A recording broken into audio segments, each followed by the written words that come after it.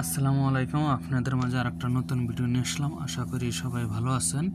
তো আমি মালদ্বীপ প্রবাসী ভাইদের জন্য ভিডিও বানিয়ে থাকি। অনেক ভাই বলে যে ভাই মালদ্বীপে আমরা যাইতে চাইতেছি, তো মালদ্বীপের রুমগুনা দেখাইতেন যে থাকা রুমগুনা কেমন হয়, রুমের ভিতরে এসি আছে না, কি কি সুযোগ সুবিধা, সেই বিষয়ে কিছু কথা বলেন। তো সেই বিষয়ে কথা বলতেছি। মালদ্বীপ বেশিরভাগই কেবিন রুম হয়, আর মালদ্বীপ কেবিন রুমের ভিতরে মনে করেন এসি আছে, আর একটা রুমের ভিতরে 6 জন করে লোক থাকে। দেখেন মালদ্বীপ এই কোনায় থাকার রুম কেবিন। তো যে ভাইরা বাংলাদেশ থেকে নতুন করে আসতে চাইতেছেন তাদের জন্য এই ভিডিওটা। তো দেখেন কিভাবে মনে করেন মানুষ চলাচল, কি রুমগুনা কেমন।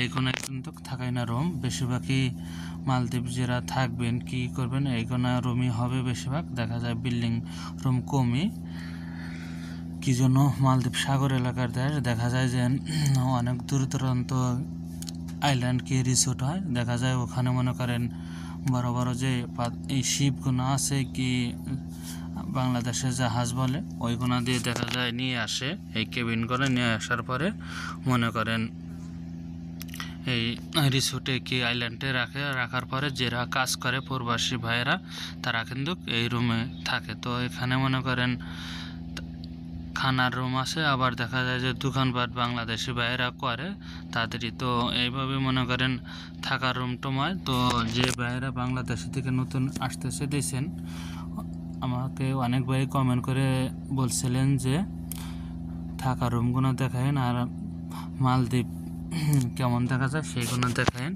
তো দেখেন মালদ্বীপ বেশিরভাগই দেখা যায় বালির মতো মোটা বালিগুনা। তো এইভাবেই মনে করেন মালদ্বীপের জিনিসপাতি কি মালদ্বীপের ইগুনা দেখাইলাম। যদি অবশ্যই ভিডিওটা ভালো লাগে লাইক শেয়ার কমেন্ট করে যাবেন। নিত্য নতুন ভিডিও দেওয়ার জন্য চেষ্টা করব, কি জন্য অনেক বাইরে আমাকে সবসময় কমেন্ট করে থাকেন। তো দেখেন মালদ্বীপের থাকা রুম এই সিস্টেমই হয়, আর মালদ্বীপ একটা করে রুমে দেখা যায় যে 6 জন 8 জন করে লোক থাকে, আর রুমের ভিতরে এসি আছে। কি জন্য অনেক ভাই কমেন্ট করে বলে যে ভাই মালদ্বীপ যে রুমগুলো, এই রুমের ভিতরে কি এসি না ফ্যান। তো এসি থাকে। তো ভিডিওটা ভালো লাগলে লাইক শেয়ার